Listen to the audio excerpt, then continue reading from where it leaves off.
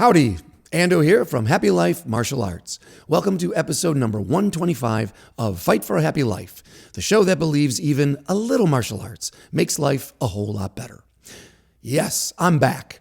After a 6-month hiatus, I didn't plan it, it just happened, I'm back. But I'm even more thrilled that you stopped by to say hello. So welcome back to you too. Let's go. What's that? Oh, the sweater. Do you like that? I'll explain that in a minute. But let's start off today's show talking about frustration. My frustration. Years and years of frustration. Why? Because I kept getting beat. No matter how hard I trained, no matter how much I studied, I feel that I was losing to people who trained far less than I did, people who took it far less seriously than I did. And I would go to my teachers after class in the dark shadows, and I would confess this. I would say, listen, I'm working really hard here, but I'm getting beat. Everybody's beating me. New people are beating me. Something's wrong. And they were always very supportive. They'd say, no, you're doing great. You're a good student. But maybe you're just being too nice. Too nice. I would argue with them. I would say, no, you don't understand. In my head, I'm not being nice at all. Of course, I'm a nice person, so I'm training with safety and respect, but I really am trying to win a lot of the time. I have an ego, I have a temper, I have a competitive spirit, so I'm not giving anybody anything once the action starts. So I would come back to the conclusion that I just need to practice harder. And practicing harder meant focusing on technical attributes.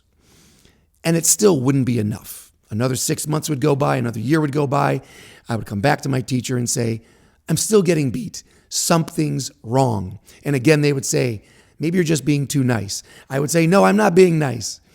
And the cycle would continue over and over, these many years. So what really is the issue? What has been the problem for me personally, which perhaps you can relate to? I believe it all came down to one thing: killer instinct. I have figured out, maybe it took way too long, that a killer instinct, developing a killer instinct, is a skill of its own. You can focus all you want on speed and power, flexibility and mobility, pain tolerance, sensitivity. You can study as many books as you want, talk to as many teachers as you want to. Flow is like water. None of it matters if you don't have killer instinct to back it up. If you can't finish a fight, then you're finished. If you don't have the capability to finish, you're finished. This is what I figured out. Now, that brings us to the sweater. Check out this sweater. Wearing it for the new year. This is getting me in the spirit of killer instinct. What do we got here? It's a big cat, a panther, a predator, a meat eater. In the wild, clearly, you must have a killer instinct. Either you eat or you die. And that's whether you eat a plant, kill a plant, or kill a fellow animal. It's eat or be eaten. Now, in the last podcast, 124, the topic was stop pulling your punches. And I argued 6 months ago that we need to push ourselves in training to go to 100%. And I'm saying that wasn't even deep enough. The language there wasn't deep enough. In the last 6 months, I've only come to a doubling down on this theme. We must release our fighting spirit in its most primal execution, most primal expression. To be clear, the martial arts are all about death. You're either training to stop someone from taking your life, or you're developing the capability to take someone else's life to survive. You may not think of every self-defense scenario as a life or death situation, but the point of training is to take it that far. The bad news is most of us are nice people, and we can't, won't, or don't want to imagine these extremes, to think about the death aspect of martial arts. And that has revealed to me that the killer instinct is not actually in everyone. Maybe you were born with a killer instinct, but then you were raised out of it. You are taught to be polite and patient and civilized, to play by the rules, to not cause a fuss.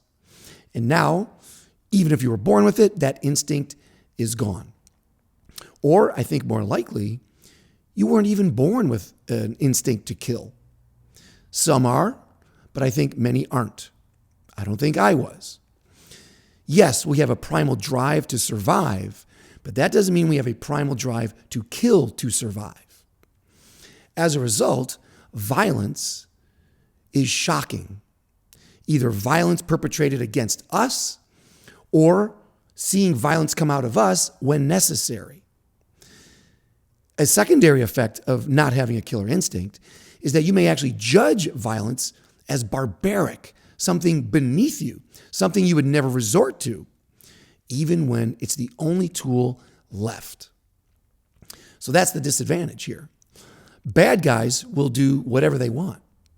They've released their fighting spirit. They still have a killer instinct or have developed their killer instinct to take what they want from you, including your life. And if a bad guy is willing to use 100% of the tools available to them, but you're not, then you're at a disadvantage. You'll be too slow to react, or you won't react when you need to. That's a problem. Let's recognize that having a killer instinct allows you 100% of the tools available to you as a human being. And as a self-defense student, a martial arts student, you should have 100% of all the tools necessary. Now, the good news is, what? Yes, there's good news here. The killer instinct, and let's just stop even using that word, because like I said, either it can be trained out of you, so it's no longer an instinct, or maybe you weren't born with it at all. So perhaps we should talk about this more as a killer mindset. A killer mindset as a separate skill can be trained. It's an odd thing, but the toughest guys I know, and I've talked to a couple of them on this podcast, they insist that they were not born with a killer instinct. They've said, no, quite the contrary. They had to develop it because they had to, they needed to. Because of the way they were raised, their neighborhood, their family dynamics, they felt they had to develop a killer mindset to survive. And I would say, so should you. So should I. And even if right now you're not 100% comfortable with it, and even if you never achieve a 100% expression of a killer mindset, I believe every percentage point you can add to your personality will be of benefit to you. So, what's the big problem here? Not just civilization, not just your past and how you were raised, not just the fact that you weren't born with a killer instinct. You were smart enough to seek out martial arts training. If you're watching this video, more than likely you're a student of martial arts. But the problem is many martial arts schools, I would never say all of them, I hesitate to say most of them, but let's just safely say many of them, presume you do have a killer instinct. So most of the class time in the curriculum is spent teaching techniques, teaching you drills, teaching you all of the other attributes that are important, but aren't necessarily the deal breaker, the scales tipper. So you will get faster and stronger. You will get tougher. But if you still don't have the fuel of a killer instinct, a killer mindset, all of that's going to fall apart. I would say it's almost worthless. That's been my experience. You can train for years and be a very sincere student and hide the fact that you don't have a killer mindset. You can excel at your drills, be the best student in the class, and still lack a killer mindset. And it would be tragic if you didn't reveal that to yourself until a real life situation that calls for you to be a killer comes up and you fail. That would be tragic. And by the way, we're talking about a martial arts class where you are presumably safe. Even if you're in a hardcore school and you're practicing MMA or boxing or Muay Thai, Brazilian Jiu-Jitsu, there are still rules to protect you. It's still supposed to be a safe training environment. And even in tournaments, they're supposed to be safe with rules and referees. So if you can't play the part of a killer, even in a safe context, even with rules and supervision, then what makes you think you're going to have a killer mindset when it's for real and there are no rules and there are no referees? The martial arts class is our first chance to really exercise the killer mindset while we can do it safely, and then hopefully expand upon that to bring it out into our real lives. So we don't want to miss that opportunity in our training. Speaking of training, how do you train? I don't want this to be a waste of time, so let's get to it. How are you training? And is there a killer mindset at play? I would say there are 4 modes of training in the martial arts. The first mode is oblivious. You're just going through the motions. You don't have any particular training goals. You show up, you do what they say. You're not really learning on purpose. It's kind of just happening as it happens once in a while. You're not in a teaching mindset. You're not in a learning mindset. You're not really even in a fighting mindset. You're just kind of oblivious. You just show up, do what you're told, and go home. And that's it. Second mode you could be in is a teacher mode. That's when you have some skills and perhaps your training partners are less skilled than you. So you purposely give them some room to work, to play. You set up positions where little problems for them to solve, to figure out how to survive on their own. And that's very giving of you. Senior student type of stuff. Third mode you could be in is student mode. That's when you are purposely trying to learn something. You did come in with a list of goals, micro goals, macro goals, whatever they may be. You are paying attention to what's going on. You're experimenting, you're playing around, and you are charting your progress. The fourth mode would be the fighting mode. That's when the heck with coaching, the heck with learning, I'm trying to win. Whatever the objective is here right now, for me, it's just I'm winning. Whether I'm training for self-defense or training for a tournament, I'm just trying to finish this fight on top. So that'll be the fourth mode. So oblivious mode, teacher mode, student mode, and fighting mode. Which one are you? Which mindset do you find yourself in most often? Now to the point, how should you be training? Which mode should you be in? I'm going to give you a warning. If you are in mode number 1, 2, or 3, oblivious, teacher, or student mode, and your partners are in fighting mode, then you are always at risk of losing or getting hurt. They're coming on strong. They're not focused on safety, maybe and respect. They're just trying to beat you. And in that mindset, anything goes. So you have to be very careful with people like that. My advice to you here would be to always presume that your partner is in fighting mode. I don't care how long you've known them. I don't care if it's a kid. I don't care what the scenario is. Always presume that they're about to lose it, be erratic, be reckless, do something unexpected, and hurt you. It's much safer to have that attitude when you approach a partner than any other. I've been clocked so many times unexpectedly by people I never thought would hit me simply because I underestimated what mode they were in. Oh, I thought we were both in learning mode right now. I didn't realize you were suddenly going to freak out and try to kill me. I'm sure that's happened to you too. Of course, by training in that mode, that also prepares us better for real life. You're approached down the street, you're looking at people and evaluating them in a crowd or in your home, and I'm just going to presume that if trouble starts, you're looking for the worst here. You're going to accelerate this really fast, and I need to be ahead of that. As a trained martial artist, I need to get there before you do. Whatever action that may be, leaving, speaking, setting boundaries, pushing away, whatever your action is, I need to be ahead of it.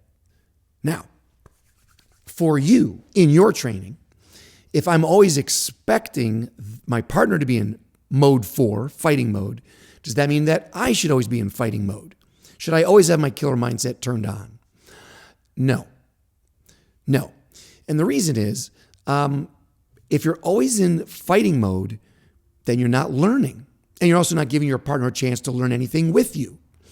Not on purpose anyway. You're not steering them where you want them, they'll learn, they learn how to take a beating, and that's helpful sometimes. But you get the point, is it's only happening as an aside. It wasn't on purpose.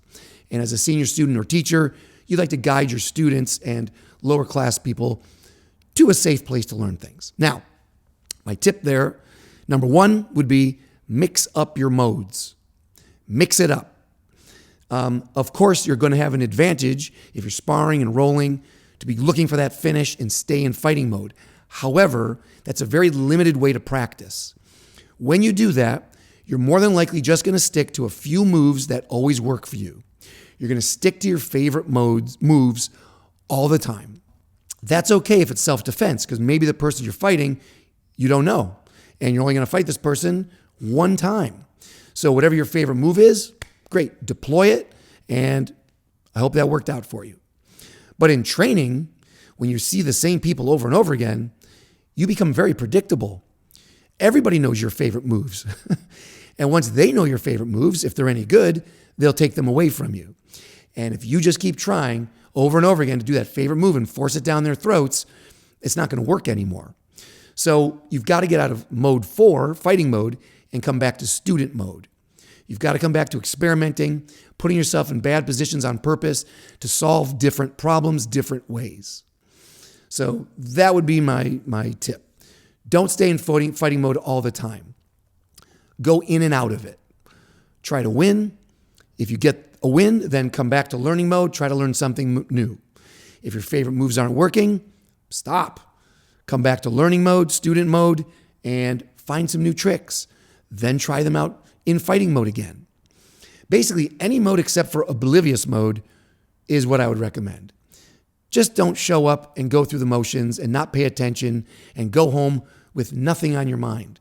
There should always be something to mark your progress one way or the other. So number one tip, mix up your modes. Tip number 2, when you do slip into your killer mindset, fighting mindset, number 4, fight to finish. Go all the way. Go for the hit. Go for the choke. Go for the tap. Go for that takedown. You need to exercise the feeling of finishing. This is the skill that I'm talking about. It's a separate skill. Speed, power, flexibility, great attributes. New attribute, I think that trumps all the others. Can you finish? Do you feel comfortable finishing? Can you go after them? Can you dominate? Is that a problem for you? If you can't dominate your partner in a friendly, safe practice session, why do you think you're going to dominate an unfriendly attacker in a real life or death situation? I'm going to say you can't. Use the class as a stepping stone to real life.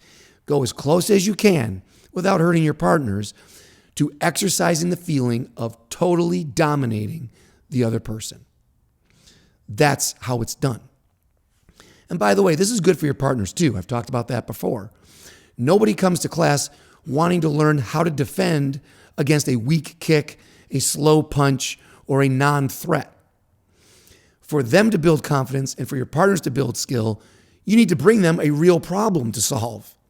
That means you bring them your best, which is why slipping into your fighting mode and turning on your killer mindset here and there, if not all the time, is good for them. It's necessary for you, it's necessary for them if we're all going to be our best. Just to back up for a second. At no time am I suggesting that we should be bloodthirsty in our martial arts training. We are not, after all, wild animals. We are trained animals. Animals still have a killer mindset. We just figure out when to deploy it and when not to deploy it. And I believe with training, we learn that there are situations where other people may deploy it, the killer mindset, where we don't need to because we have control. That's what the training is for. Control the bad guy. Once you get control, then you have choices. Then you can say, I'm going to let you go. I'm going to talk you down. I'm just going to injure you and get out of here. Or if need be, I'm going to end your life. But you don't get to make those choices unless you have controlled your attacker. So how do you get that control? You've got to get the killer mindset, get in there and make things happen. So this isn't about being crazy. It's not about being bloodthirsty. It's about being smart enough to know that I've got to turn on all of my attributes, including a killer mindset, to control you. Then I can protect you. Tip number 3, visualization. This is the tool more than any other that you need to exercise. Visualization. Whether you want to call that meditation time, whether you want to do this in a waterfall or sitting on the couch or whenever you want to stand in a forest and do it, I don't care. But set aside time when you can visualize the absolute worst case scenarios, the most frightening and horrifying things that are being done to you, and the most horrifying things that you could do against someone else. You've got to get into that mindset, otherwise you won't be prepared for it. It's a funny thing. Martial arts is a very peculiar activity. Let's say weird. Martial arts is one of the only activities I can think of where you're not allowed to do the actual thing you're training to do. Imagine if you're trying to teach someone how to drive a car and you walk them to the car, you seat them in the car, but you never turn on that engine. You never put it into drive and you never let them out on the road. But you spend years putting their hands on the wheel, talking to them about how the pressure is in the gas pedal, when to switch to the brake pedal, how to shift gears, how to use the mirrors. You explain what it's like to be on the freeway. Does any of that add up to driving skill? Of course not. Whether you're playing piano, painting, cooking, playing soccer, driving, every other activity, you get to do the actual thing that you're training to do. But martial arts, you can't do that. You can't go around breaking necks, breaking backs, killing people. Can't. We're not alone. Military exercises, police academies, people who are in the business of restraint and control and death have to simulate. And we can simulate many different creative ways. The military, the police, martial artists, we all find different drills and exercises, and we can argue about methodology. But at the end of the day, it's simulations. And only real is real. So we have to get as close as we can to real without being real. It's just the way it is in martial arts. And if we can't physically be real, then we have to at least make the effort to be emotionally and psychologically real. And the only way to do that is imagination. Play acting. Go through those worst cases in your head, and I find it to be a very intense experience. Just sitting down and really imagining a home invasion, imagining what's being done to my loved ones, what's being attempted against me, and seeing how that would play out. Then imagining me intervening, taking action, and what would I have to do in the most extreme circumstances. I break a sweat thinking about this stuff. I can feel my heart beating faster. I can feel the adrenaline starting to go. That's the power of imagination. And I highly suggest that you do this.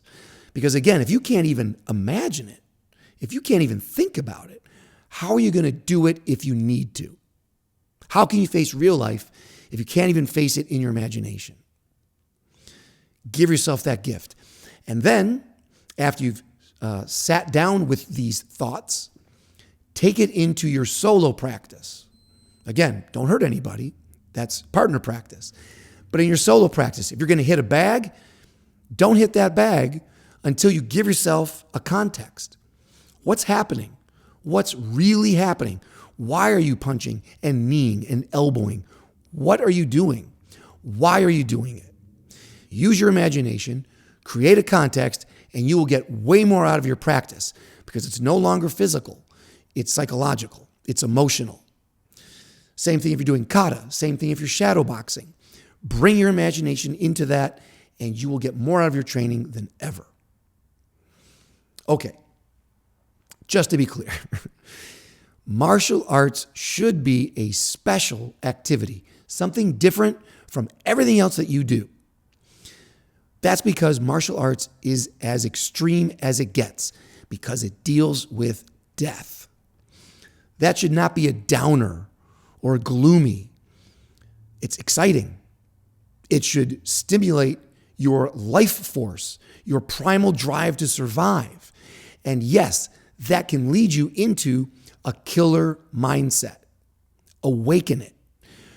If it's an instinct that's been long lost, bring it back to life.